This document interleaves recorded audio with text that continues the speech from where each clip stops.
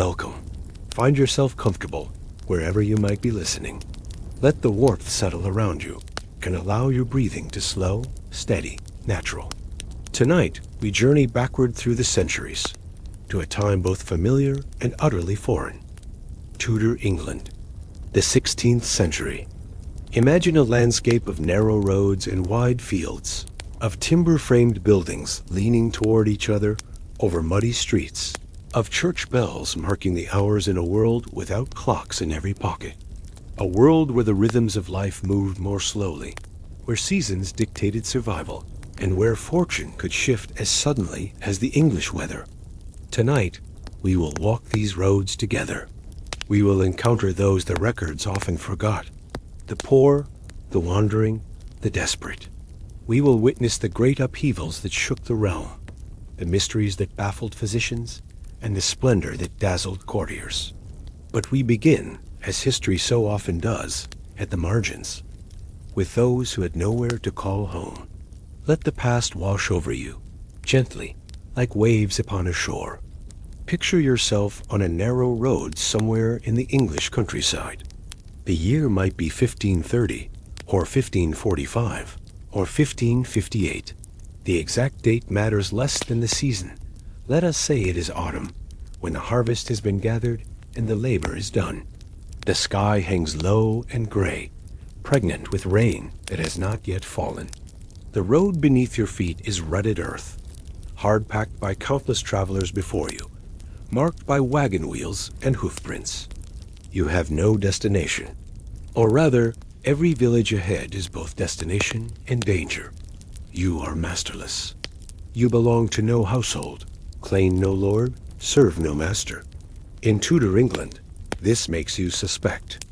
This makes you criminal by your very existence.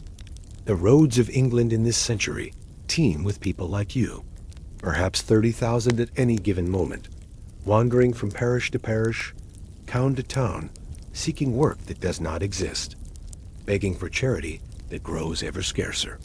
Some authorities suggest that 1 in 3 people in the realm lives in poverty so grinding that survival itself becomes the only occupation.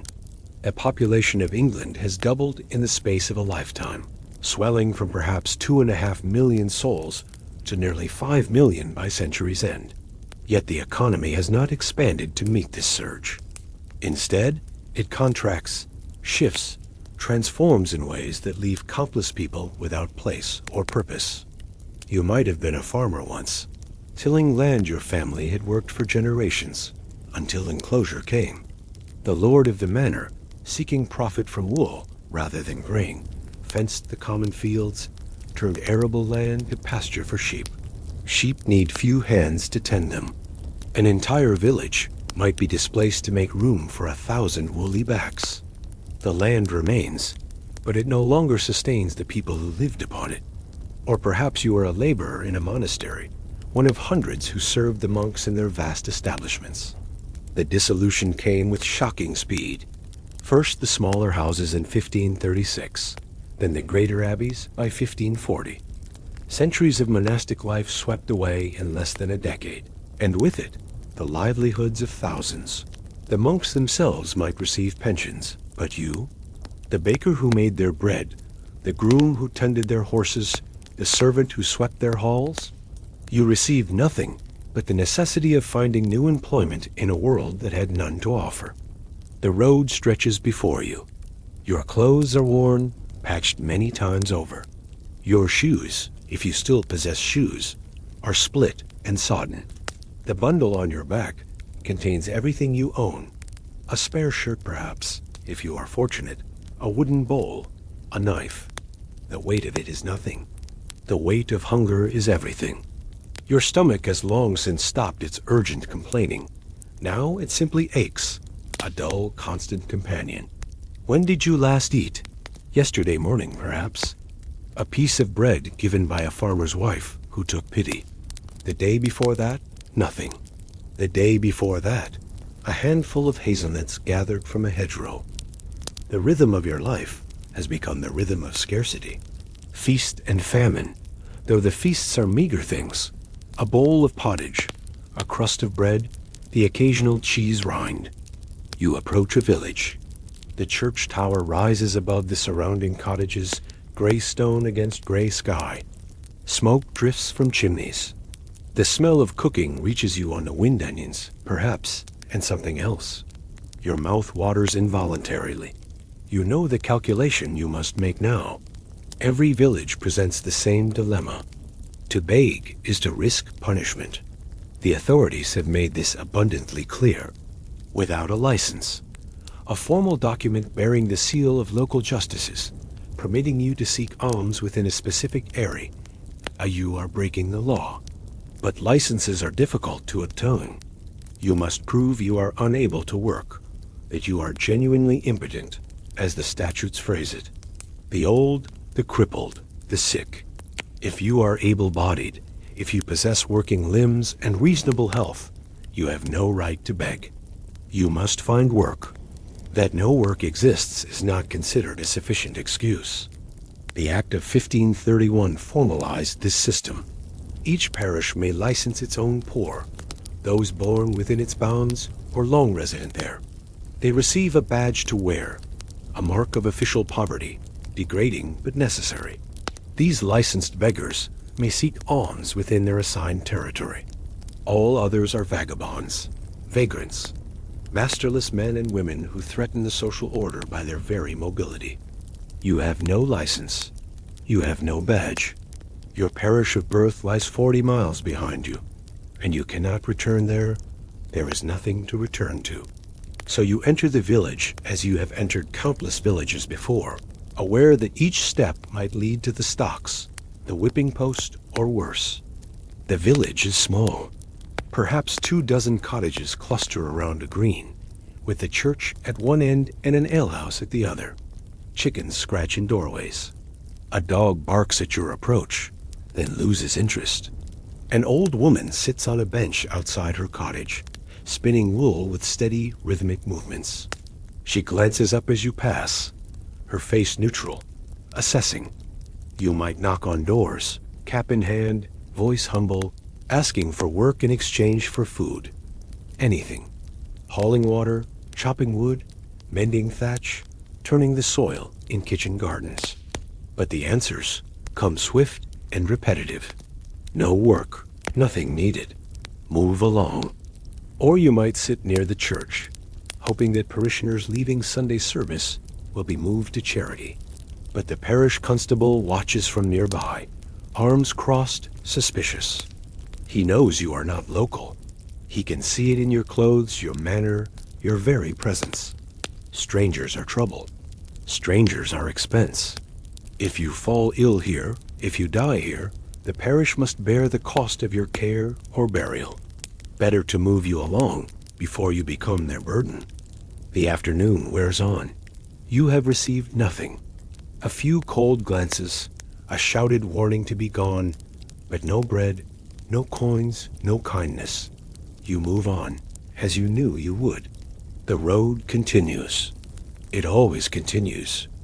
Night approaches. The temperature drops. That rain, held so long in abeyance, begins to fall fine and cold, soaking rather than drenching. You seek shelter in the landscape itself. A hedgerow thick enough to provide some protection from the wind. A barn if you are bold, though farmers sometimes set dogs to guard them, and discovery means violence. Once you find a hay barn and burrow into the loose hay, creating a nest of fragrant warmth. You sleep there deeply, gratefully, until the farmer's son discovers you at dawn and drives you out with a pitchfork, shouting curses. Sleep comes in fragments. You are always cold, always uncomfortable, always alert to danger. Other vagrants share the roads and hedgerows, and not all are trustworthy. The vulnerable prey upon the more vulnerable. Your knife stays close to hand. The punishment for vagrancy has grown more severe with each passing decade. The authorities, convinced that beggars are thieves in waiting, that vagrants spread disease and disorder, have crafted increasingly brutal responses. The Act of 1531 allowed for whipping and return to place of birth. Harsh enough. But the Act of 1536 went further, much further. If you are caught begging without a license, for the first offense you might be whipped until your back bleeds, then sent back to your native parish. The whipping is public, performed in the market square or by the church, a spectacle and a warning. The pain is immediate and intense, but it fades. The humiliation lingers longer. For a second offense, the punishment escalates. They might whip you again, but they will also crop your ear slice off a portion of it, marking you permanently as a vagrant. Or they burn a hole through the gristle of your ear with a hot iron, another permanent brand. You become marked, recognizable, unable to hide your past wherever you go. But the Act of 1536 contained a provision so extreme that even Tudor England, accustomed to harsh justice, found it difficult to stomach. For persistent vagrancy, you could be enslaved, literally. Any person might claim you, take you as a slave, force you to work in whatever capacity they chose. You would wear a ring of iron around your neck, a collar marking your bondage. If you ran away and were caught, you would be branded and enslaved for life. If you ran away a second time, you would be executed as a felon. The law remained on the books for only 2 years before Parliament repealed it. Not from mercy, perhaps, but from practicality. It was simply too difficult to enforce, too strange, even for a society comfortable with hierarchy and subjugation. But those 2 years were real. People were enslaved under its provisions. The threat was not theoretical. Later acts, throughout the century, continued to tinker with the machinery of punishment. The Vagrancy Act of 1547 brought back forced labor. The Act of 1572 required persistent vagrants to be burned through the ear, imprisoned, or even executed for third offenses. The legislation piled up, each parliament convinced that harsher penalties would solve the problem of the wandering poor. None of them did. The poor kept wandering because they had nowhere else to go. Imagine yourself caught, perhaps in a market town on a busy Saturday. The constable has been watching you all morning as you moved through the crowd, your careful begging just barely noticeable. He approaches with 2 other men, substantial yeoman types, authorized to assist in keeping order. They seize you without ceremony. You do not resist resistance, would only worsen what follows. They drag you to the stocks, those wooden boards with holes for head and hands, set up permanently in the market square. The crowd gathers immediately, as crowds always do when punishment is administered. Some faces show pity, most show nothing, or perhaps satisfaction that someone else is being disciplined, not them. Children point and laugh. This is entertainment in a world with little enough of it. You are locked into the stocks. The wood is old, smoothed by countless other necks and wrists. Your position is awkward, bent forward, unable to stand fully or sit. Within minutes, your back aches. Within an hour, it screams. You will be here until sunset, perhaps longer. Hours measured by discomfort and humiliation. Some in the crowd throw things. Rotten vegetables mostly, soft and splattering. Mud, sometimes stones, though that is forbidden, as the punishment is meant to humiliate, not injure. Still, stones are thrown. One catches you on the shoulder, sending pain shooting down your arm. You cannot dodge, cannot protect yourself. You can only endure. The cold intensifies as afternoon becomes evening. Your hands, trapped in the stocks, go numb. Your legs cramp. You need to relieve yourself, but cannot, and eventually you simply do, and the wetness is warm briefly, then cold, and the humiliation is complete. At sunset, they release you. Your legs will not hold you at first. You collapse, then rise shakily. The constable delivers his warning in a voice loud enough for all to hear. You are to leave this town immediately. If you are found here tomorrow, the punishment will be worse. Return again, and you will face the whip, the brand, the full weight of the law. You leave? Of course you leave. You walk into the gathering darkness, away from the town, back to the road that leads everywhere and nowhere. The licensed beggars, those who possess the coveted documents, fare better but not well. They must wear their badges always metal tokens, sometimes lead, sometimes tin, pinned to their clothing or hung around their necks. The letter of their parish, perhaps, or a simple mark denoting their status. It proclaims to all who see, this person is officially poor, officially desperate, officially permitted to beg within this specific area. The badge is meant to be humiliating, and it succeeds. But it also provides protection, relative though it may be.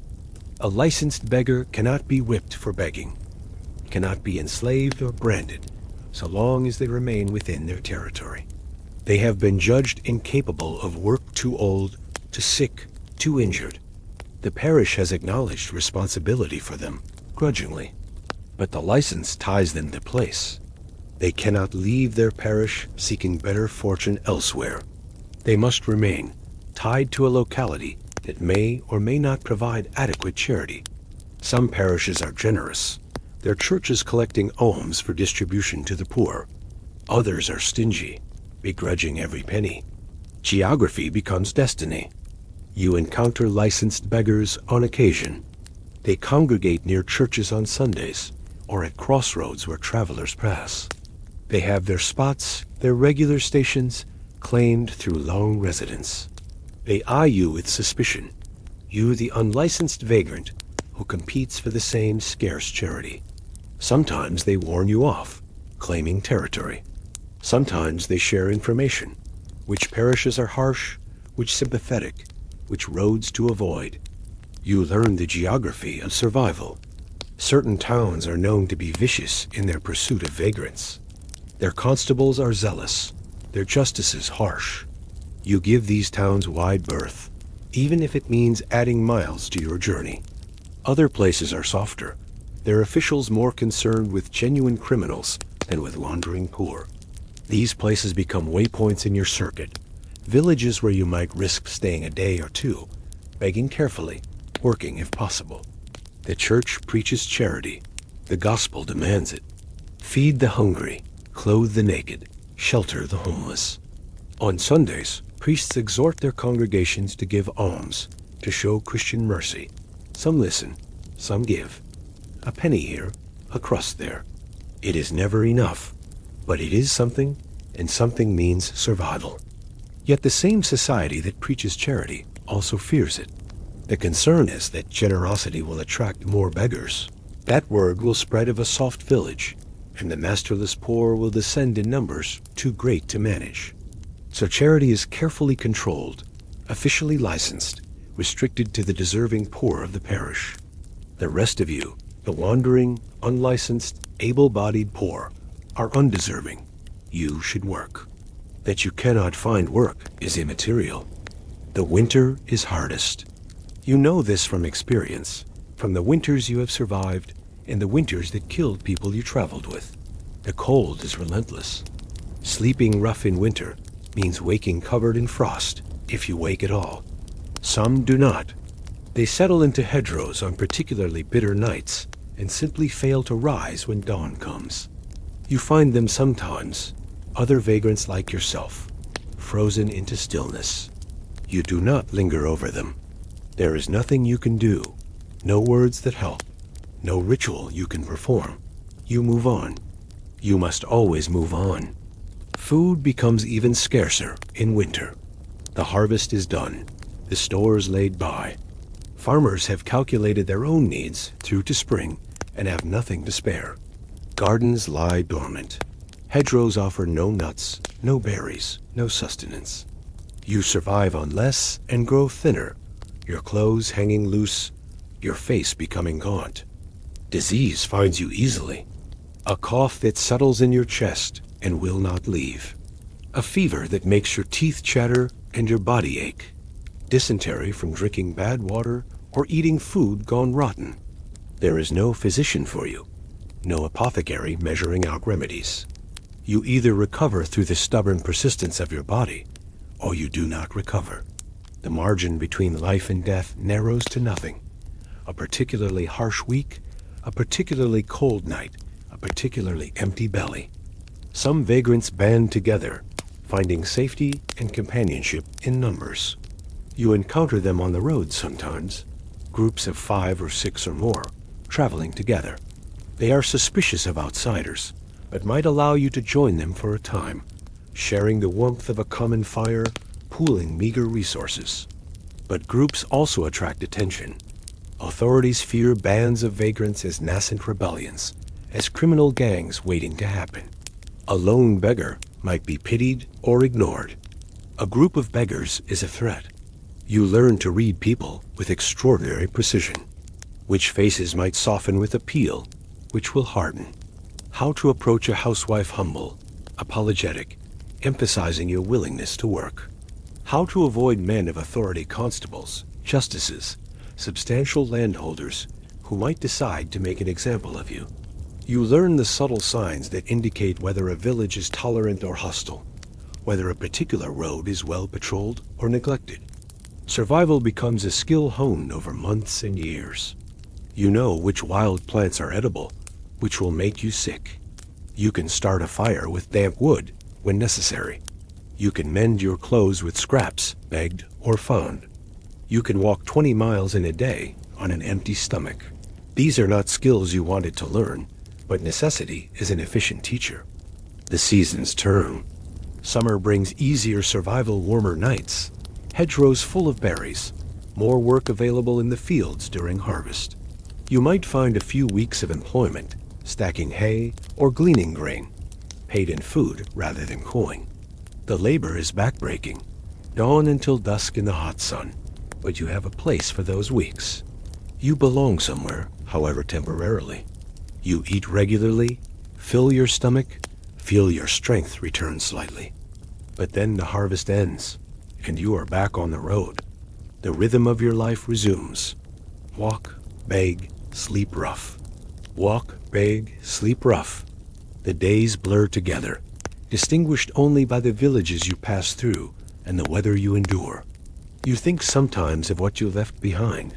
A cottage, however mean. A family, however poor. A place that was yours. The memories grow distant, imprecise, like looking at something through wavy glass. The road is your only home now. The hedgerows, the barns, the cold ground, these are the only places you know with any intimacy. The statistics would tell you that you are one of thousands, that vagrancy is a crisis the Tudor state struggles to address throughout the century. But you do not know statistics. You know only your own hunger, your own cold, your own endless walking. You are not a social problem.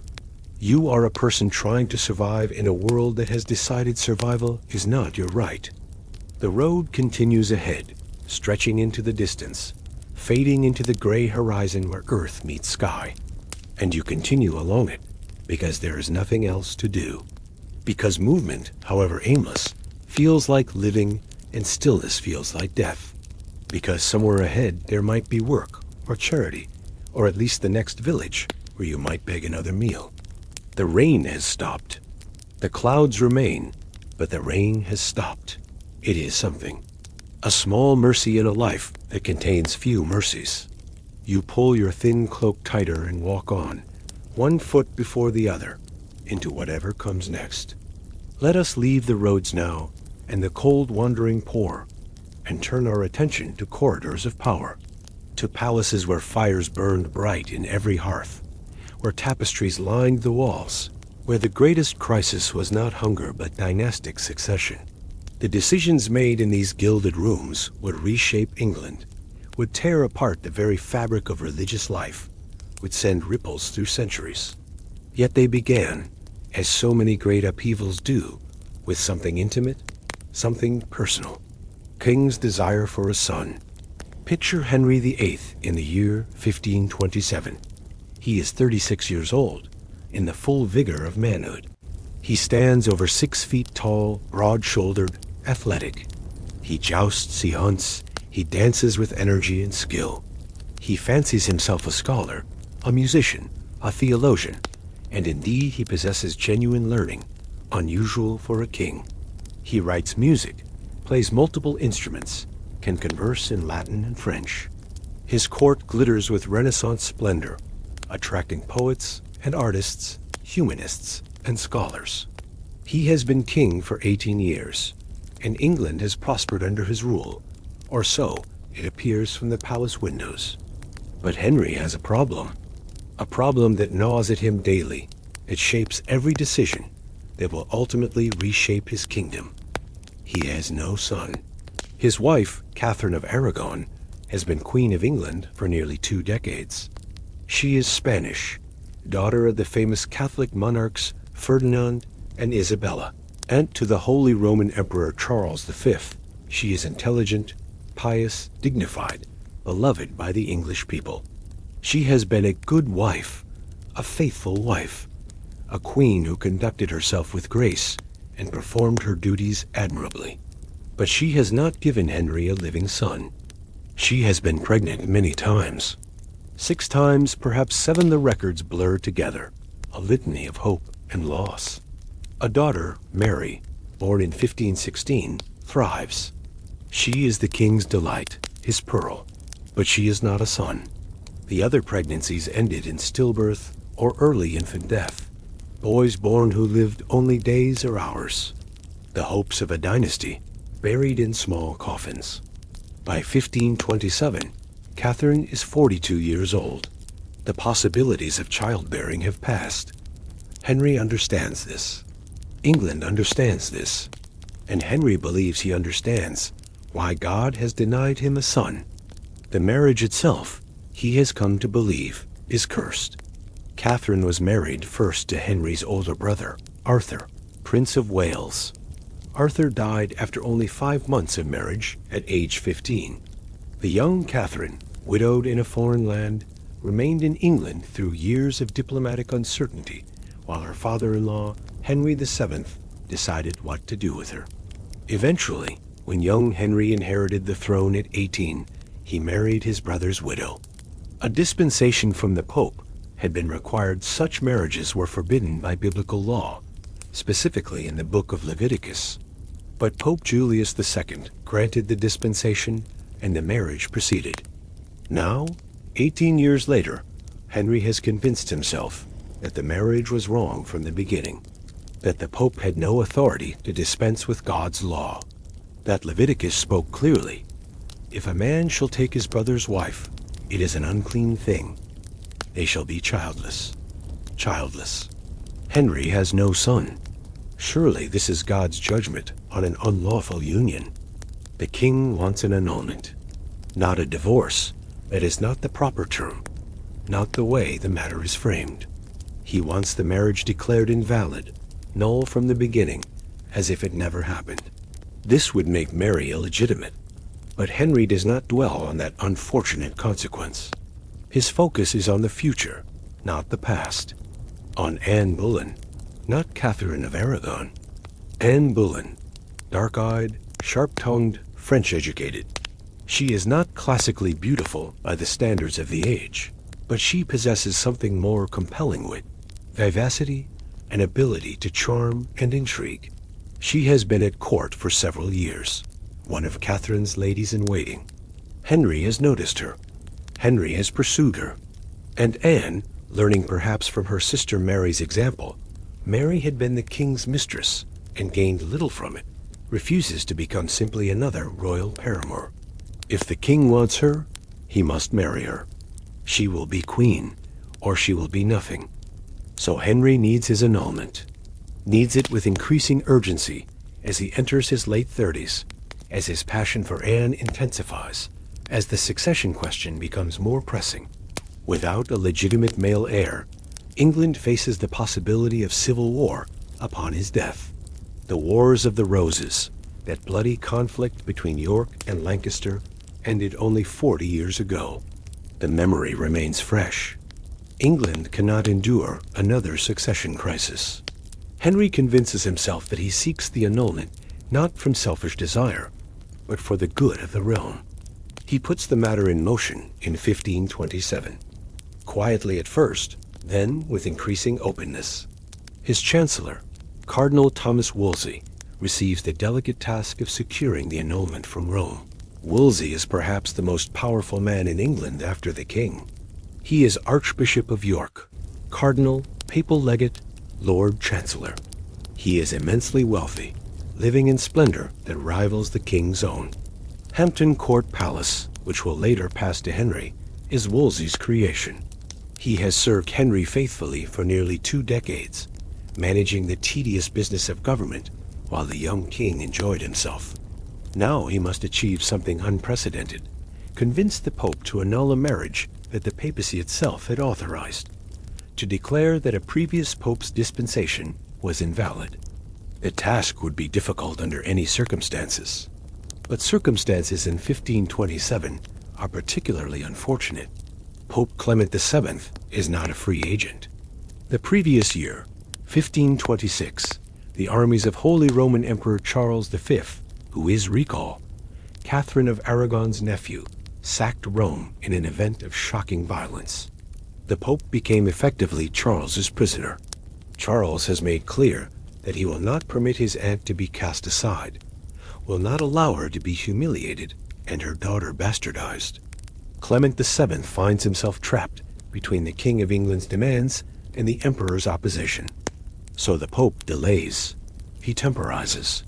He appoints a commission to hear the case in England, headed by Cardinal Wolsey and Cardinal Campeggio, a papal legate sent from Rome.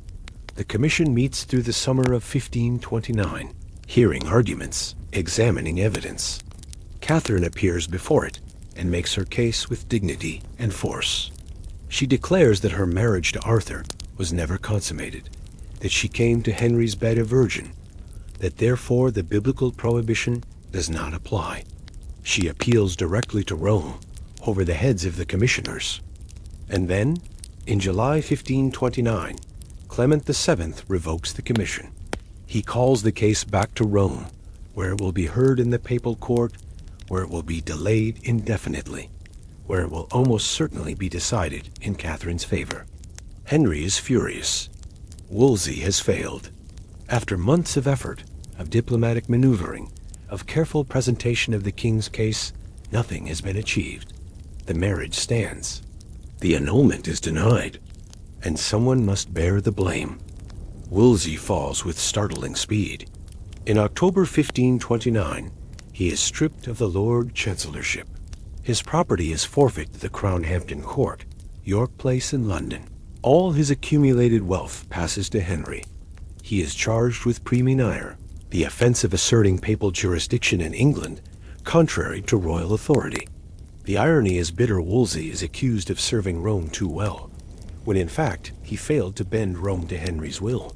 He is banished from court, from London, from the center of power where he has dwelled for so long.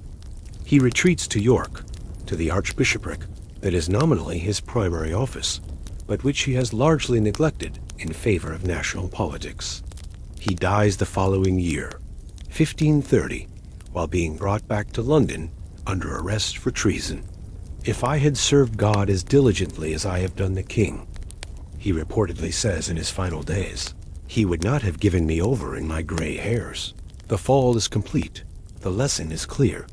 Fail the king, and nothing, no past service, no accumulated loyalty, will save you. But Henry is no closer to his annulment. Rome will not grant it. The Pope will not act. Years pass. 1530, 1531, 1532, and the situation ossifies. Catherine remains queen, acknowledged by law and church. Anne Boleyn remains unmarried, her position increasingly difficult. Henry grows more desperate, more frustrated, more willing to consider radical solutions. The solution, when it comes, arrives not from Rome, but from Cambridge, from the mind of an academic named Thomas Cranmer. Cranmer suggests a different approach. Rather than appealing to the Pope, Henry should consult the universities of Europe, gather the opinions of learned theologians and canon lawyers. If they agree that the marriage is invalid, that the Leviticus prohibition applies, then Henry can act on that authority. The truth, Cranmer argues, does not depend on papal pronouncement. It depends on scripture and scholarly consensus. Henry seizes on this idea. Universities across Europe are consulted Cambridge, Oxford, Paris, Bologna, others. Many, though not all, provide opinions favorable to Henry. The king now claims that learned opinion supports his position. The Pope's refusal becomes irrelevant, or so Henry begins to argue. But opinions are not annulments. Catherine is still queen. The marriage is still valid. Something more is needed, something radical, something that will sever England from Rome entirely. The break happens gradually, then suddenly. Parliament meets repeatedly through these years. The Reformation Parliament, it will be called later, though that name comes with hindsight. It passes a series of acts that chip away at papal authority in England. Limits on church courts, restrictions on payments to Rome, prohibitions on appeals to the papacy. Each act taken alone might seem modest. Together, they constitute revolution. In 1532, Thomas Cranmer is appointed Archbishop of Canterbury, the highest ecclesiastical position in England. The appointment requires papal approval, and Pope Clement, still hoping to avoid final rupture, grants it. Cranmer swears the required oaths to the papacy, but privately he declares that he does not consider himself bound by them, that his loyalty is to the King of England above all. It is a remarkable piece of casuistry, a legal fiction that would have consequences for centuries of English religious life. Anne Boleyn is pregnant. The condition becomes apparent in early 1533. If the child is a boy, and Henry is certain it will be a boy, must be a boy, this time will be different. Then he must be legitimate. Anne must be queen before the birth. The urgency is absolute. Henry and Anne marry in secret in January 1533. The marriage is illegal by every understanding of the law. Henry is still married to Catherine. But it happens nonetheless, performed in a private ceremony, witnessed by a handful of intimates. In May 1533, Archbishop Cranmer convenes an ecclesiastical court at Dunstable. Catherine does not appear. She refuses to acknowledge the court's authority. In her absence, Cranmer delivers his judgment. The marriage between Henry VIII and Catherine of Aragon was invalid from the beginning. It never legally existed. Henry has been living in sin for 24 years, though through no fault of his own. The nullity is declared. 5 days later, Cranmer declares the marriage between Henry and Anne to be good and valid. Anne is crowned Queen of England in June, visibly pregnant, processed through London with ceremonial splendor. Catherine is no longer queen. She is now Princess Dowager, widow of Prince Arthur, nothing more. She is banished from court, sent to live in increasingly poor and isolated circumstances.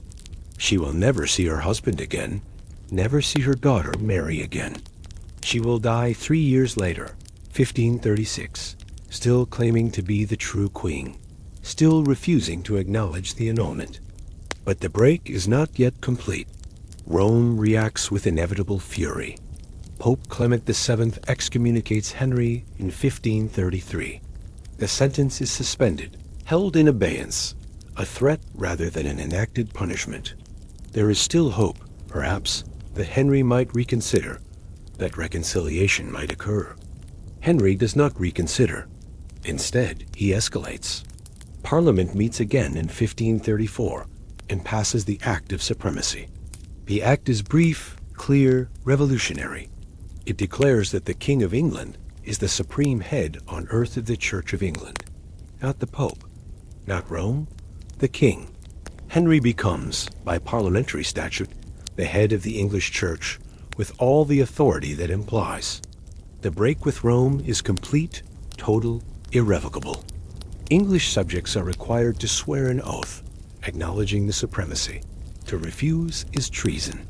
Most comply clergy, nobles, officials, the vast apparatus of government and church. But some refuse. John Fisher, Bishop of Rochester, refuses. He is an old man in his 70s, a scholar and theologian of genuine distinction. He has been Catherine's supporter throughout the proceedings, her advocate and defender.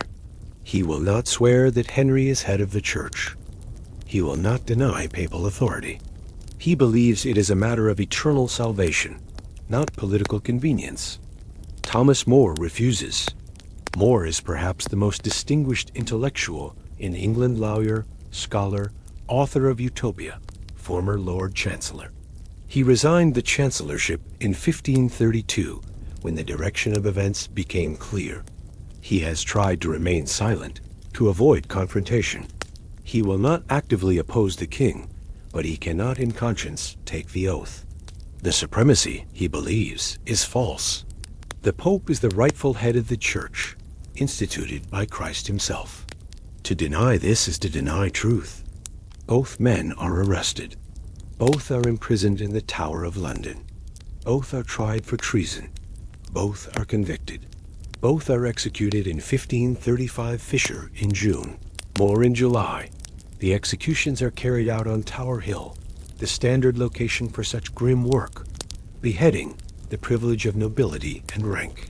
The sentence is death, and death is delivered. Fisher goes to his execution, weakened by months of harsh imprisonment. He is so frail, he can barely walk to the scaffold. He speaks briefly, asserting his faith, declaring his belief in the Holy Catholic Church. The axe falls. His head is displayed on London Bridge, the customary warning to others who might consider treason.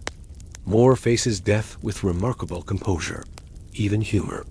He asks the executioner to wait until he arranges his beard, joking that it at least has committed no treason. He speaks to the crowd, declaring himself the king's good servant, but God's first. The axe falls.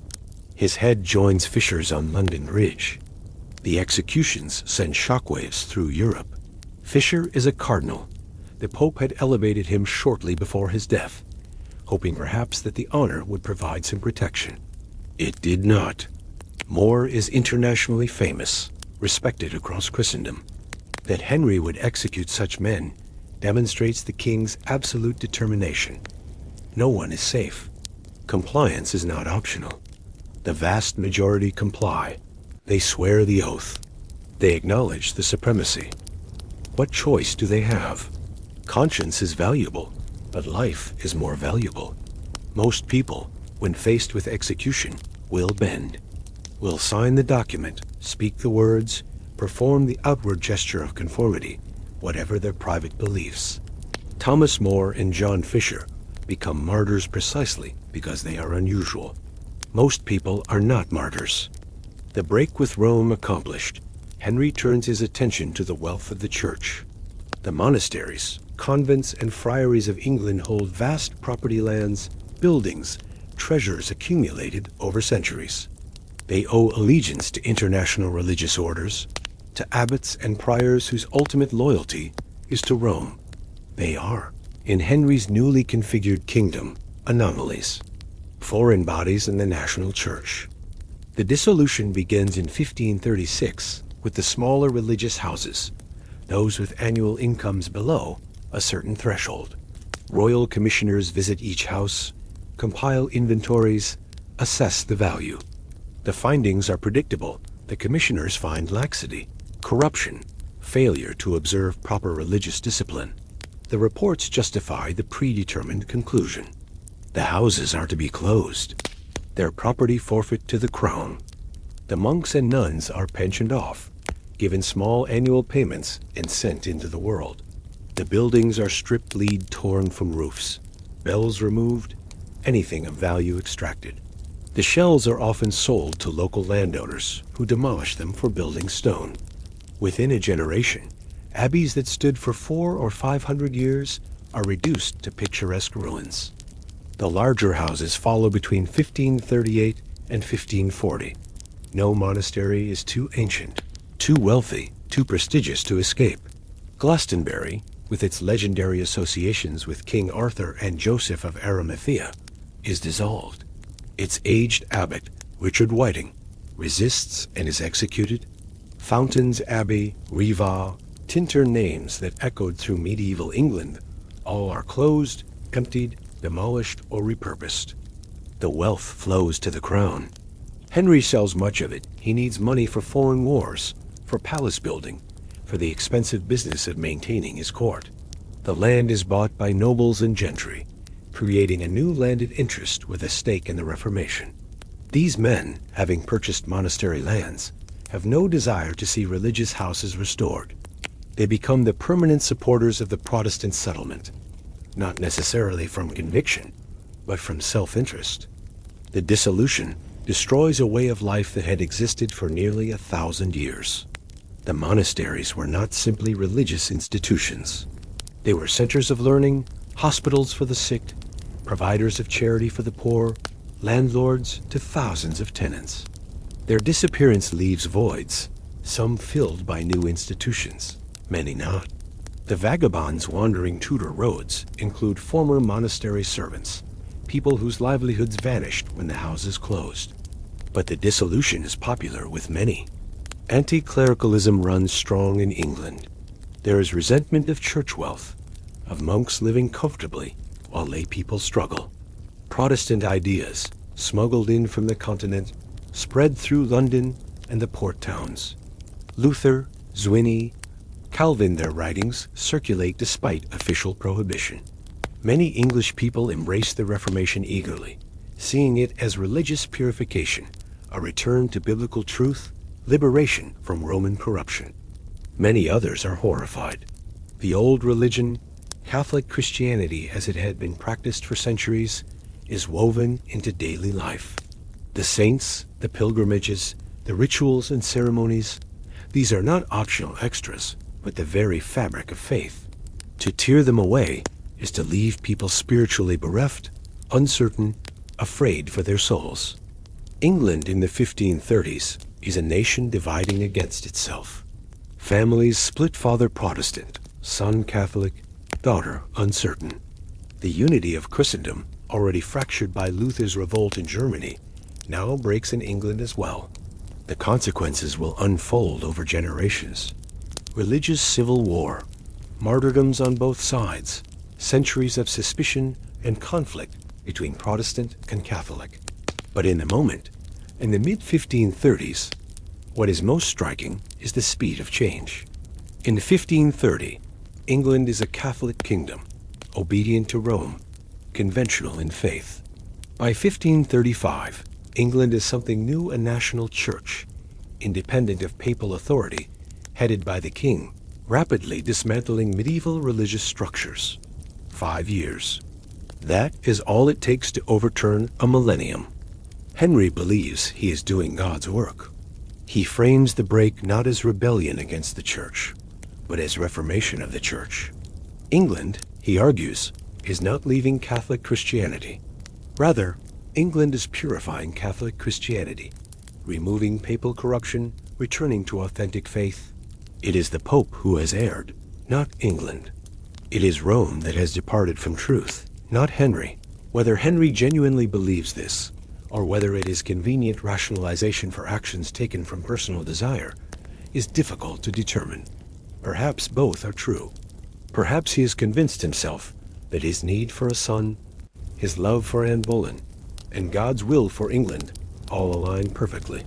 It would not be the first time a powerful man discovered that God's will coincides exactly with his own desires.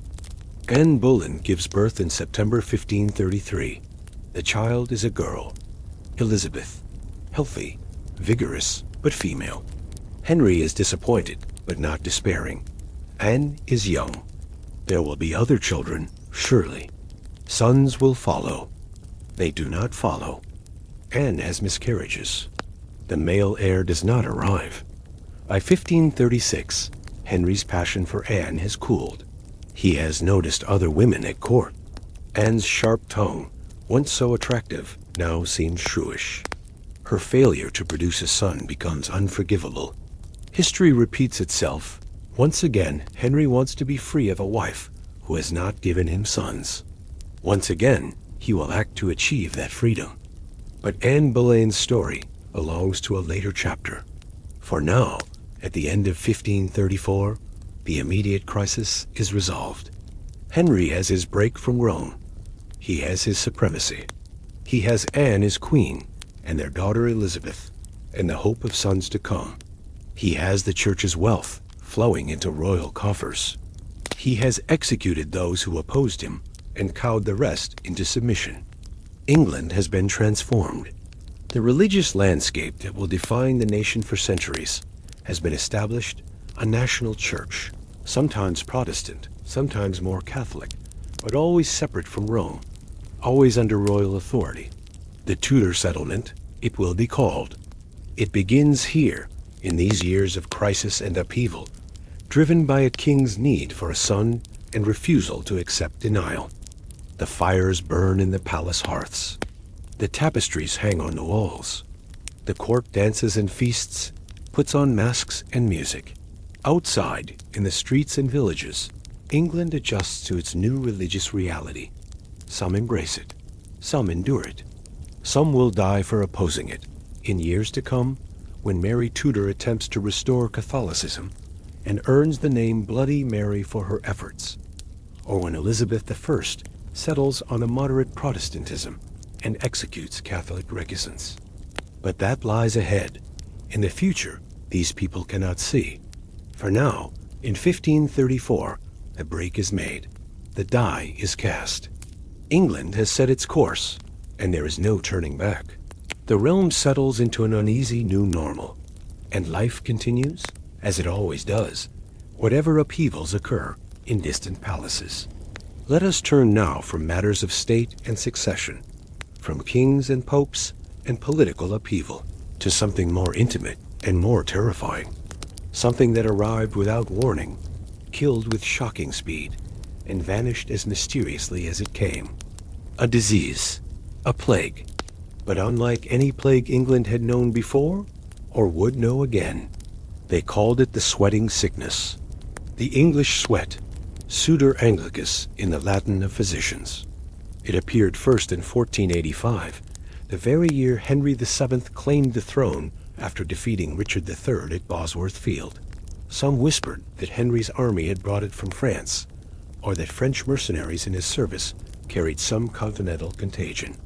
Others saw divine judgment, though of what sin England stood accused remained unclear. The first outbreak moved through the country with terrible efficiency. It began in late summer, August, spreading from London outward into the countryside. Within weeks, thousands lay dead. The speed was the most frightening aspect. A person might wake healthy, feel the first symptoms by mid-morning, and be dead before sunset. Hours. That was all it took. Imagine yourself in London during this first outbreak.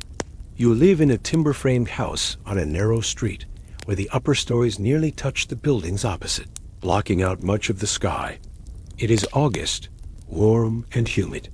The city smells as it always does: wood smoke, cooking, human waste, the Thames at low tide. The normal smells of urban life in a city of perhaps 50,000 souls. You hear rumors first. Someone in the next street fell ill suddenly, died the same day, then someone else, then several people. The sickness moves faster than gossip, which is saying something in a city where news travels on every tongue. The symptoms are distinctive, unmistakable. It begins with a sense of apprehension, a feeling of dread that comes from nowhere. Your heart begins to race. You feel chilled despite the summer warmth, and you start to shiver, teeth chattering uncontrollably. The shivering intensifies into rigorous violent shaking that you cannot control, that racks your entire body. Then comes the fever. It rises rapidly, turning your skin hot to the touch. Your head pounds. Pain settles in your neck, shoulders, and limbs, a deep ache as if you have been beaten. You feel exhausted beyond measure, as if you have not slept in days, though the illness has possessed you for only an hour or two. And then, the defining symptom. You begin to sweat. Not the ordinary perspiration of a warm day or hard labor, but something else entirely. It pours from your skin, drenching your clothes, soaking through to the bedding beneath you. The smell is distinctive. Contemporaries describe it as foul, sickly sweet, unlike normal sweat. Your body empties itself of fluid, and you become desperately thirsty, drinking anything offered, water or ale, though nothing seems to quench the need. The physicians arrive if you are wealthy enough to afford them. They peer at you, feel your pulse, examine your tongue. They offer theories drawn from Galenic medicine, an imbalance of humors, corrupt air, malign astral influences.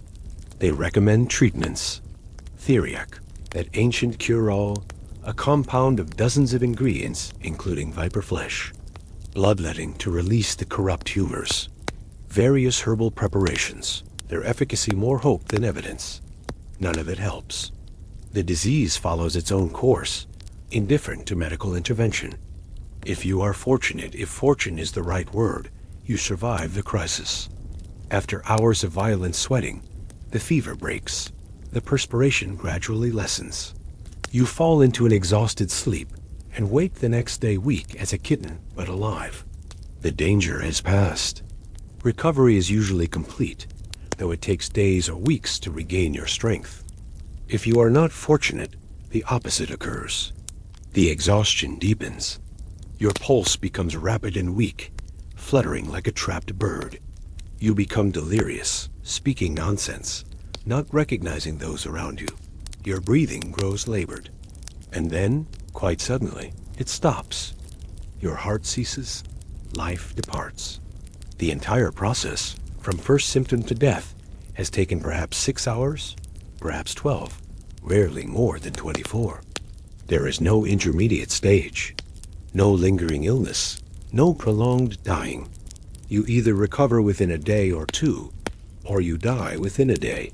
The binary nature of it is almost more frightening than the speed.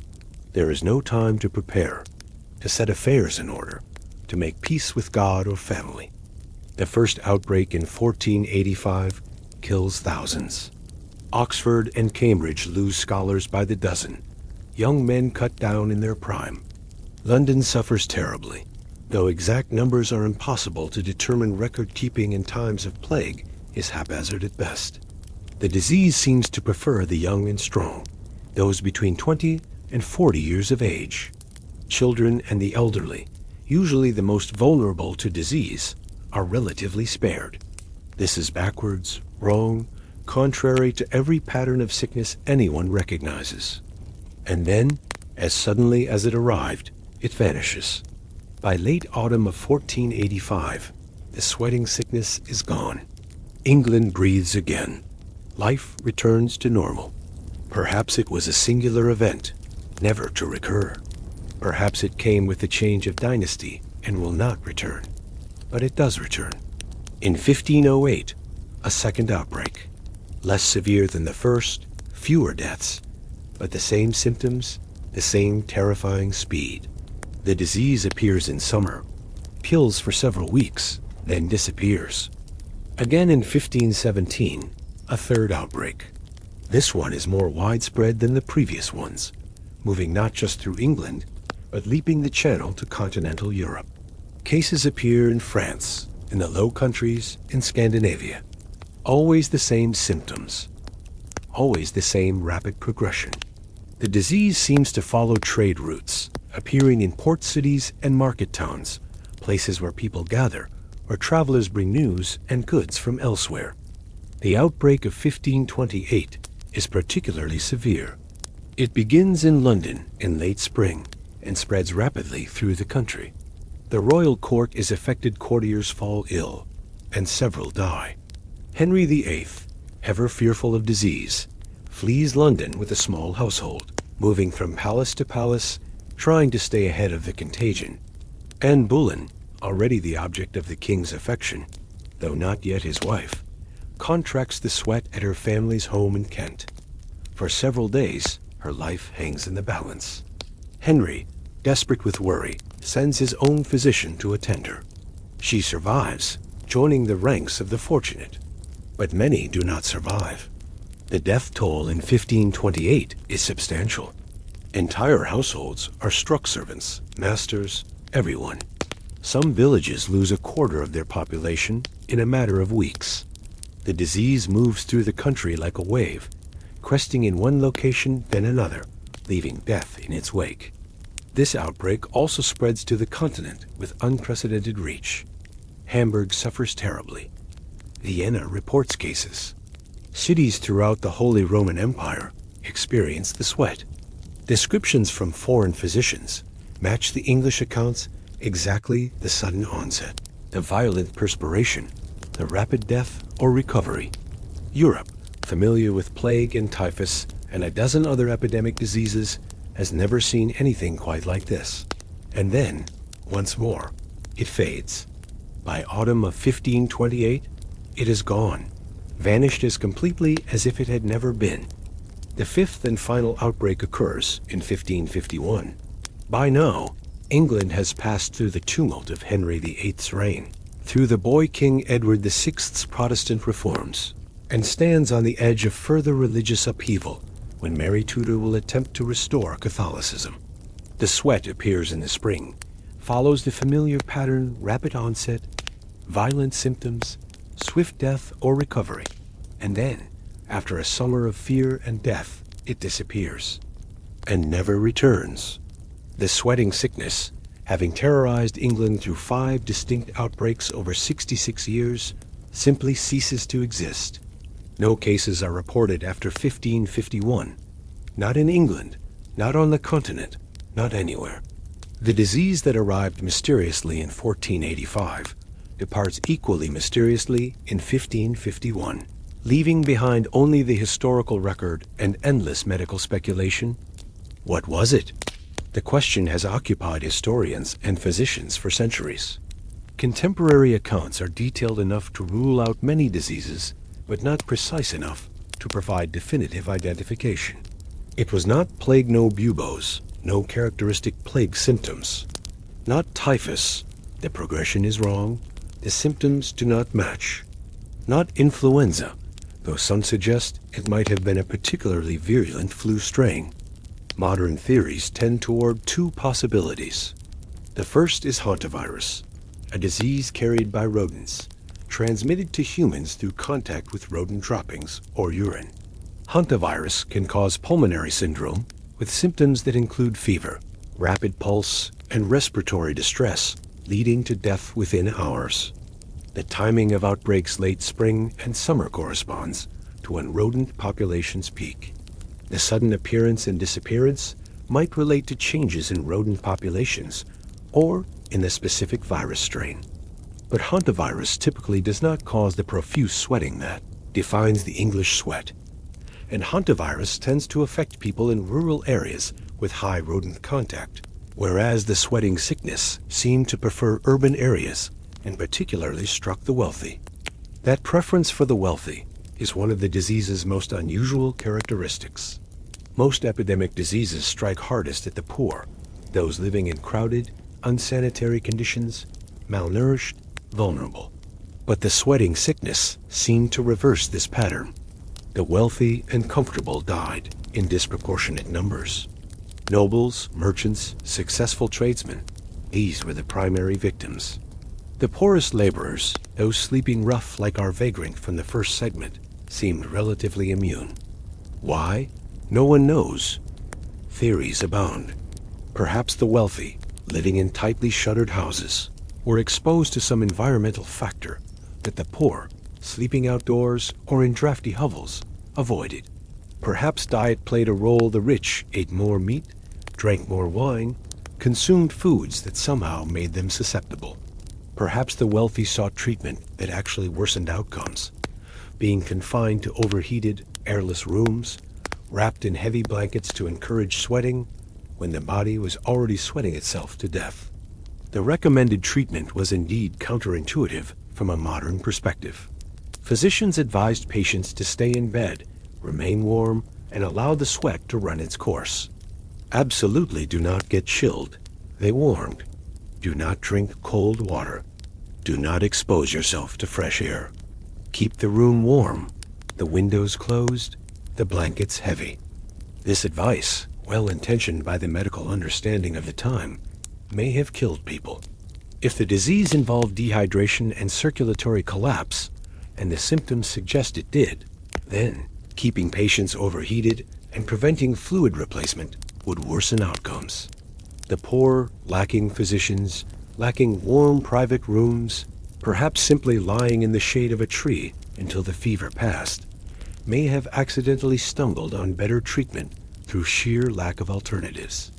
The second major theory is that the sweating sickness was caused by a virus that no longer exists, or that evolved into a different, less virulent form. Viruses mutate constantly. A particularly deadly strain might emerge, circulate for a few decades, then either die out when it kills too many hosts too quickly to sustain transmission, or evolve into a milder form that allows longer survival and better spread. The 1551 outbreak might represent the last gasp of a viral strain that then vanished from the human population entirely. This theory is essentially unprovable. Without preserved tissue samples, and none exist from the 16th century, we cannot test for specific viral agents. The disease remains a medical mystery, a footnote in history books, a reminder that not every question has an answer. What we do know is the impact. The sweating sickness killed thousands of English people, disrupted commerce and government, sent the royal court fleeing into the countryside, and spread genuine terror through the population. The fear was perhaps worse than the reality, as fear often is. The knowledge that you might wake healthy and be dead before dinner, that no social status or wealth could protect you. The physicians were helpless. This induced a kind of dread that few other diseases matched. People wrote wills hastily when outbreaks occurred, wanting to settle their affairs while they still could. Business came to a halt, who wanted to gather in markets or shops when gathering might mean contagion. The law courts closed. Universities suspended instruction. Normal life paused, waiting for the disease to pass. And it always did pass. This was perhaps the one mercy of the sweating sickness. Unlike plague, which could persist for months or years, the sweat came and went quickly. 6 weeks, 2 months, then gone. You survived those crucial weeks, or you did not. And then life resumed. Between outbreaks, the disease was forgotten with remarkable speed. Humans are resilient, adaptable, skilled at returning to normalcy after crisis. The years between outbreaks stretched long enough that new generations grew up without personal memory of the sweat, knowing it only from their parents' stories. And then it would return, and the terror would be fresh again. The disappearance after 1551 went unremarked at first. It had disappeared before, after all, only to return. Surely it would come back again in another decade or two. But the decades passed 1560, 1570, 1580, and no sweating sickness appeared. England suffered other epidemics plague in 1563, influenza at various times, the usual catalogue of early modern diseases, but not the sweat. By the early 17th century, when physicians looked back through medical records, they began to realize that the sweating sickness had not recurred in over 50 years. It was truly gone. Why it disappeared remains as mysterious as why it appeared. Did the causative agent virus, bacteria, environmental toxin, whatever it was, simply die out? Did populations develop immunity? Did changes in housing or hygiene inadvertently eliminate the transmission route? Did the climate shift in some subtle way that made conditions unsuitable for the pathogen? We do not know. We likely will never know. The sweating sickness remains one of history's medical mysteries, a disease that terrorized a nation then vanished, leaving only questions behind. There is something almost peaceful in that disappearance, something that invites the mind to wander into speculation rather than certainty. The questions without answers, the theories without proof, the mystery wrapped in the past. The sweating sickness is gone, whatever it was. The threat is ended.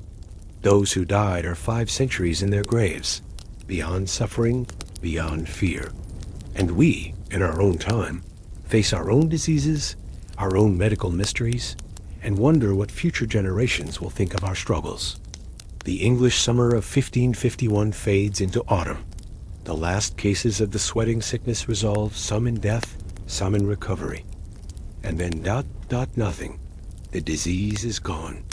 Tudor England moves forward into new crises, new struggles, never suspecting that the sweat will not return.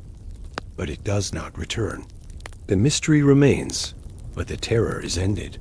Let that thought settle gently. The terror is ended. The questions persist, but the danger has passed into history, where it can be examined at safe distance with calm detachment, a subject for late-night pondering rather than immediate dread. From the mystery of vanished disease, let us step through time and space into a world of splendor, a world so distant from the vagrant's hedgerow and the plague victim's sickbed that it might belong to a different realm entirely. Yet all of it exists simultaneously in the same England, under the same gray skies. Hampton Court Palace. Picture it in the 1530s, at the height of its magnificence, when Henry VIII has made it the jewel of his kingdom. It stands on the north bank of the Thames, some 12 miles upstream from London, surrounded by parks and gardens that stretch for miles. The palace itself is vast, 1,000 rooms, more than anyone has bothered to count precisely. Red brick in the English style, with stone dressings, tall chimneys rising against the sky, windows by the 100 glinting in whatever light the English weather provides. Approach it on a summer morning. The river flows quietly past, its water brown and slow. Swans drift near the banks. The air carries the scent of cut grass from the gardens, of roses from the formal beds, of wood smoke from the countless chimneys. If the wind is right, you might catch the smell of cooking from the vast kitchens, where preparation for the day's meals has already been underway for hours. You pass through the gatehouse, a massive structure, its entrance flanked by towers, decorated with terracotta roundels showing Roman emperors. The gateway speaks of power, of a king who sees himself as heir to imperial Rome. Above the gate, the royal arms are displayed prominently. No one who enters can doubt where they are, or who commands here. Beyond the gate lies the base court, the first of several courtyards. It is busy even in early morning. Servants cross on various errands, carrying firewood, linens, baskets of provisions. A group of petitioners waits near one doorway, hoping for audience with some official. Courtiers in fine clothes walk with studied casualness, demonstrating through their very idleness that they are people of importance who need not hurry. Everyone seems to know where they are going except you, the imagined observer, who can simply watch, absorbing the rhythm of palace life. The palace operates on a scale difficult to comprehend. 600 people reside here when the court is in residence nobles, gentlemen, ladies-in-waiting, officials, clergy, servants of every description. All must be housed, fed, supplied with everything they need. The logistics alone require an army of workers, most of them invisible to the nobles they serve. The kitchens are worth lingering over, for they reveal much about Tudor magnificence. They occupy a vast section of the palace, a complex of rooms each dedicated to specific tasks. There are separate areas for baking, boiling, roasting. The boiling house contains enormous cauldrons for preparing stews and pottages. The roasting house has spits turned by spit boys, young servants whose entire job consists of rotating the mechanisms that turn meat before open fires. The heat is intense, the work exhausting. The great kitchen, the heart of this culinary empire, is a cavernous space. The ceiling soars above, open timbers blackened by decades of smoke. Multiple hearths line the walls, fires burning constantly. The noise is considerable, the clatter of pots and knives, the shouting of cooks coordinating their efforts, the sizzle of meat, the bubbling of sauces. The scale of cooking matches the scale of the palace. On an ordinary day, when no special feast is planned, the kitchens prepare meals for 600 people twice daily. Dinner is served at 11 in the morning, supper at 6 in the evening. Every day, without fail. The quantities are staggering. The palace consumes 800 oxen per year, 3,000 sheep, 2,000 pigs, countless chickens, geese, and game birds, 1,300 deer from the royal parks.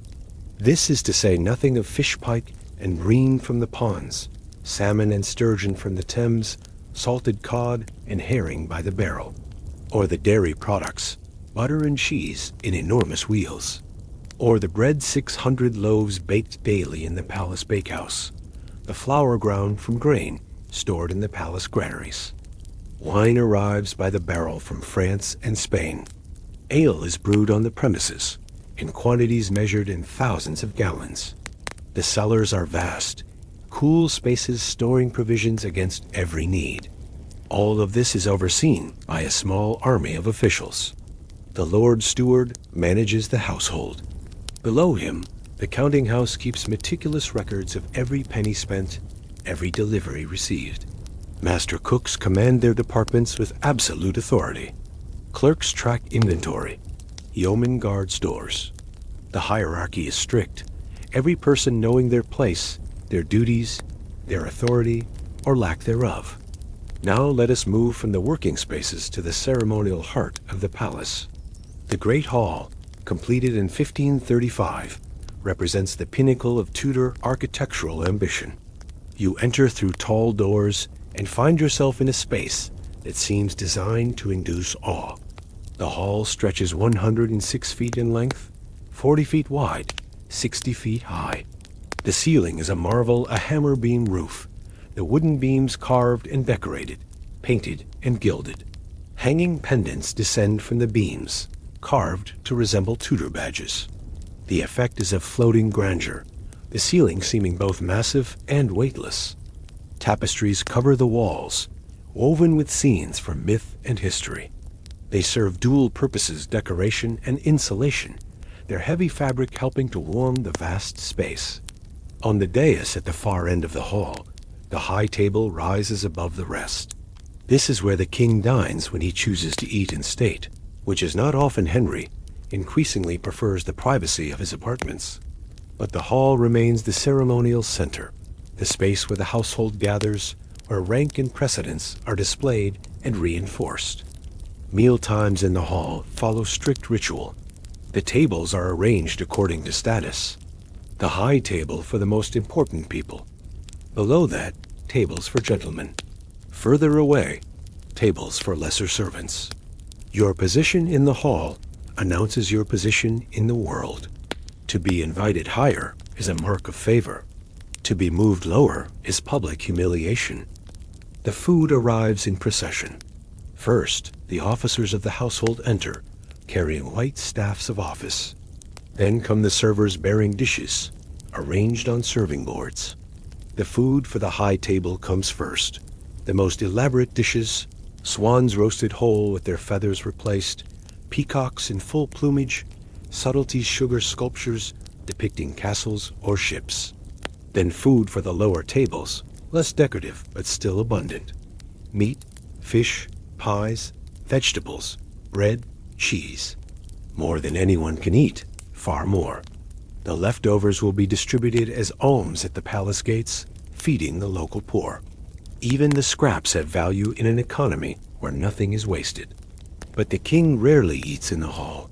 Henry, as he ages, grows more protective of his privacy, more suspicious of crowds.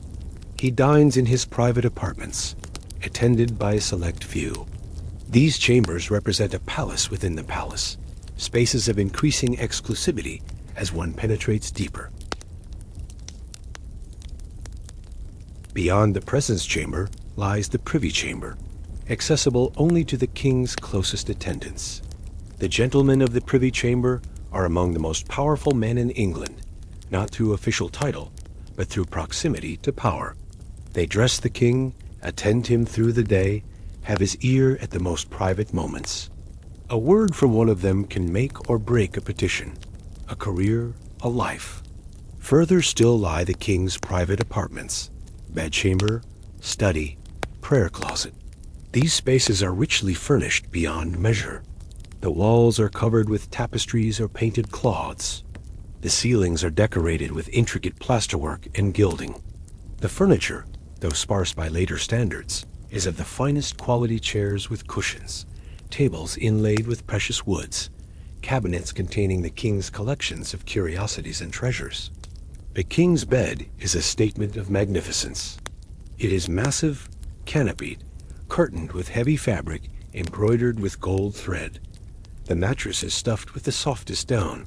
The sheets are linen of the finest weave. To sleep in such comfort is a luxury beyond the imagination of most English subjects, for whom a straw pallet on the floor represents normal rest. Henry's day follows a prescribed rhythm. He wakes early, as most people do in an age before artificial light makes late nights practical. Servants enter the gentlemen of the privy chamber, specifically designated for the task. They open the curtains around the bed, offer water for washing, present clothing chosen for the day's activities. The king dresses, or rather is dressed, in a ceremony that might take an hour. Every item of clothing is handed to him by the appropriate person. There is hierarchy, even in this: who hands the king his shirt, who fastens his doublet, who presents his shoes. These seemingly trivial acts are markers of favor, of status, competed for as fiercely as any military command or official post. Dressed, Henry attends Mass in the Chapel Royal.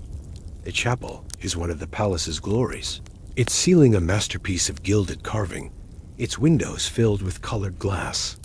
The choir sings boy sopranos, trained to perfection, their voices floating ethereally in the vaulted space. The king sits apart, in a closet that projects into the chapel from above, a semi-private space from which he can observe the service without being observed. Even at prayer, he is separate, elevated, distinct.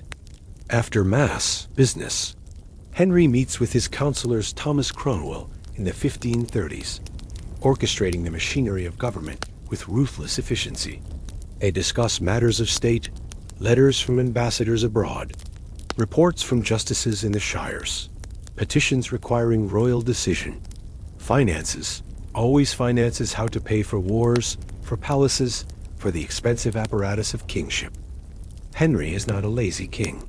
He involves himself in governance, reads documents, makes decisions, though increasingly he delegates details to trusted administrators. Late morning, exercise if the weather permits and the king's health allows. Henry in his youth was magnificently athletic, a champion jouster, a skilled rider, a player of royal tennis. The tennis courts at Hampton Court are sophisticated structures, covered buildings with galleries for spectators. The game is complex, involving not just hitting a ball across a net, but using the walls, the galleries, the architecture itself. It requires speed, strategy, endurance. Henry excels at it, or did when younger. By the 1530s, his body is beginning to fail him. A jousting accident in 1536 leaves him with a leg wound that never properly heals. It ulcerates, causes him constant pain, forces him toward inactivity. But he still goes through the motions of aristocratic exercise, still hunts when his leg permits, still presents the image of vigorous kingship. The gardens provide another arena for display and pleasure. Hampton Court's gardens are famous, engineered with Tudor precision. The Privy Garden, reserved for the king and his intimates, contains geometric beds filled with flowers, herbs arranged in patterns, wooden posts painted in bright colors, topped with heraldic beasts. The Mount Garden offers elevated views, an artificial hill from which to survey the landscape. The orchards produce fruit for the palace tables. Everywhere, the gardens demonstrate mastery over nature, forcing plants into pleasing arrangements, creating beauty through control. Dinner at 11 is a substantial affair, even in the king's private chambers. Multiple courses, each with several dishes. Meat dominates beef, mutton, pork, venison, fowl of every description. Fish on fast days, which the church calendar specifies with tedious frequency. Vegetables appear as accompaniments, less valued than meat in Tudor dietary theory. Pies and tarts, cheese, wafers and fruit in syrup to conclude. The king drinks ale or wine, watered somewhat to prevent excessive intoxication. He eats with his fingers, mostly forks are rare, used occasionally for sticky foods, but not standard. Knives cut meat, spoons serve for pottages. Fingers handle everything else.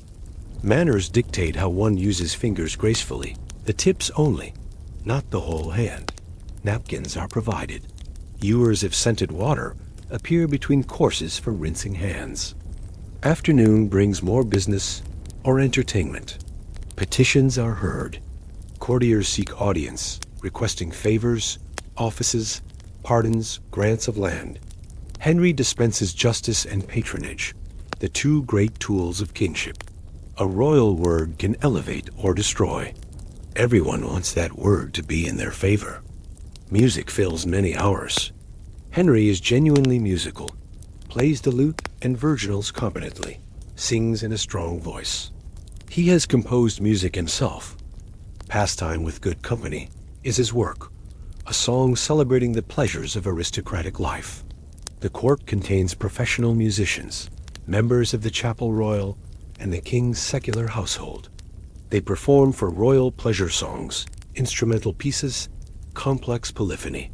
The sound is everywhere, a constant backdrop to palace life. Hunting occupies many days, weather permitting. The parks around Hampton Court teem with deer, maintained for royal sport. A hunt is a massive undertaking, horses to be readied, hounds to be organized, leaders to drive the game, attendants to manage every detail. The king rides out with a company of nobles and gentlemen, ladies sometimes accompanying. The chase might last hours, covering miles of parkland. The kill is ceremonial, often reserved for the king or an honored guest. The carcass is butchered in the field, portions distributed according to rank, the bulk sent back to the kitchens. Evening approaches. Supper at 6, similar in structure to dinner, though sometimes lighter. Then entertainment. The court might gather for dancing complex, choreographed dances, where every step is prescribed, every movement laden with meaning. Henry dances well, or did before his leg injury. He watches now more often than he participates, but he still appreciates the spectacle, the display of grace and coordination. Or there might be a masque, an elaborate entertainment combining music, dance, poetry, and pageantry. Courtiers dress in costumes, perform allegorical scenes, flattering the king through mythological parallels. Henry appears as Jupiter, as Mars, as King Arthur reborn. The message is clear. This king is no ordinary man, but something greater, touched by divinity, worthy of worship as well as obedience. Cards and dice offer simpler pleasures. The court gambles constantly, sometimes for alarming sums. Henry gambles too, though courtiers are careful not to win too much too often from the king. Losing to Henry is expensive. Winning against him is dangerous. As night falls fully, candles and torches light the palace. Hundreds of them, thousands perhaps, burning expensive beeswax and tallow. The light is warm, flickering, never quite sufficient. Shadows gather in corners. Faces glow amber in the candlelight. Conversations continue in lowered voices. Courtiers plotting, flirting, negotiating the endless complexities of life in proximity to power. The king retires late by Tudor standards, perhaps 10 or 11 o'clock. The ritual of undressing mirrors the morning ceremony in reverse. Clothing is removed piece by piece, each item handed to the appropriate attendant. Nightshirt, nightcap.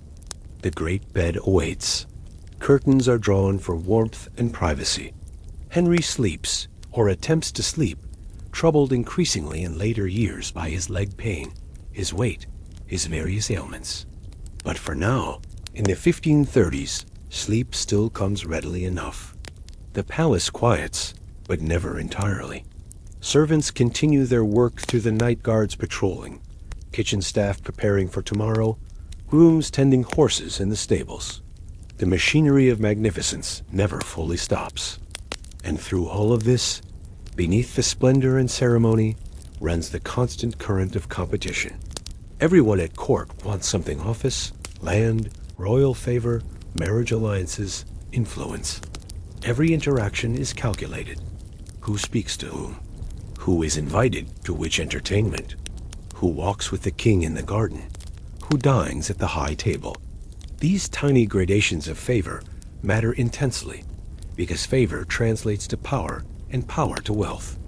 The courtiers watch each other constantly, alert for any sign of rising or falling fortune. Someone receives a new grant of land, they are ascending. Someone is absent from the king's chambers for several days. Are they ill or out of favor? Every shift in position is noted, analyzed, discussed in whispers. And all of it depends on the king's will. Henry is absolute in his power, as near to a dictator as English law and custom permit. He cannot simply do anything. There are constraints, traditions, Parliament's role in lawmaking. But within broad boundaries, his word is law. He can elevate or destroy, enrich or impoverish, pardon or execute. Everyone at Hampton Court exists at royal pleasure, and that pleasure is changeable, unpredictable, sometimes fatal. The palace is therefore a place of splendor and terror combined. The beauty is really art, the music, the architecture, the gardens, all genuinely magnificent. The comfort is real good food, warm rooms, fine clothing, every material pleasure. But underneath runs anxiety, the knowledge that a word spoken wrongly, a joke that offends, a political misjudgment could mean ruin. Some navigate these waters successfully for years or decades. Thomas Cromwell rises from modest origins to become the king's chief minister, wielding enormous power, reshaping England's church and government. He does so through intelligence, ruthlessness, and careful attention to the king's desires. But even Cromwell falls in the end, in 1540, accused of treason, executed on Tower Hill. No one is safe. No one is indispensable. Yet people continue to seek the court, to compete for positions there, to dedicate their lives to pursuing royal favor, because the rewards, for those who succeed, are extraordinary. Land, titles, wealth beyond imagining. The chance to shape the kingdom's direction, to be part of history as it unfolds. These prizes are worth the risk for many. And so Hampton Court continues, season after season, year after year. The center of power, the stage where England's fate is decided, the jewel of Tudor kingship. Within its walls, the future is negotiated. Religious policy that will affect millions, marriages that will determine succession, wars that will cost thousands of lives, all discussed over dinner, decided in privy chambers, enacted through documents drafted by clerks in small rooms far from the grand spaces. The palace sleeps now, at least partially. The king behind his curtains. The courtiers in their various lodgings, some grand, some surprisingly cramped. The servants in their dormitories or corners. The fires banked, but not extinguished. The Thames flowing quietly past in the darkness. Tomorrow it will all begin again. The same rhythms, the same ceremonies, the same competitions. The palace is eternal, or seems so. In reality, it is as temporary as everything else, dependent on royal favor that can shift like English weather. But for now, tonight, in the 1530s, when Henry VIII is still relatively young, and England has just broken from Rome and everything seems possible, Hampton Court stands as the very image of royal power. Magnificent, unassailable, eternal. Let the image settle. The candlelit corridors, the warm glow of firelight on tapestries, the distant sound of the Thames, the palace at rest, waiting for morning. And so our journey through Tudor England comes to its end, at least for tonight. We have walked the cold roads with the vagrant, felt the hunger and fear and endless uncertainty of life without place or purpose. We have witnessed the great rupture, the break from Rome, the personal and political forces that reshaped England's religious landscape. We have confronted the mystery of the sweating sickness, that disease which came and went like a ghost, leaving questions, but no longer leaving death. And we have toured the splendor of Hampton Court, seen the machinery of power and magnificence, understood the strange combination of beauty and danger that defined life at court. All of it is gone now. The vagrant's footsteps have faded from the roads. The religious arguments of the 1530s have played out through centuries, resolved in ways none of those involved could have predicted. The sweating sickness has vanished so completely that we cannot even name it with certainty. Hampton Court remains, but as a museum, a monument to a vanished age, beautiful, still but empty of the life that once filled it. Yet something remains. The past is not entirely past. The questions those people faced: how to survive when society offers no place for you, how to balance conscience and obedience, how to face the unknown with courage, or at least with endurance, how to navigate between competing demands of ambition and safety. These are human questions, eternal questions, ours as much as theirs. But tonight is not for wrestling with such questions. Tonight is for rest, for allowing the mind to wander through history as it drifts towards sleep, for letting the past wash over you like a gentle tide, interesting but not urgent, there but not demanding. You are comfortable, wherever you are, warm and safe, fed and sheltered. The problems of Tudor England are not your problems. The cold roads are not your roads. The disease has vanished. The religious wars are over. The palace is empty of courtiers and their competitions. You can rest. Let your breathing slow. Let your muscles relax, releasing whatever tension they hold. The history will keep. It has kept for 5 centuries already. It will wait for you if you wish to visit it again. For now, allow yourself to drift. The Tudor past fades into comfortable darkness. The details blur. The names become less important.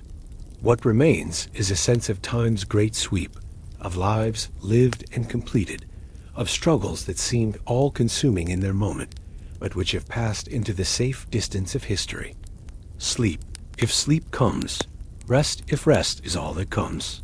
Either way, you are here, now, in your own time, and whatever challenges you face are yours to meet tomorrow. Tonight, there is only this moment, this stillness, this gentle settling into peace. The roads are quiet. The palace sleeps. The sickness is vanished. And you, traveler through time and history, can rest at last. Good night.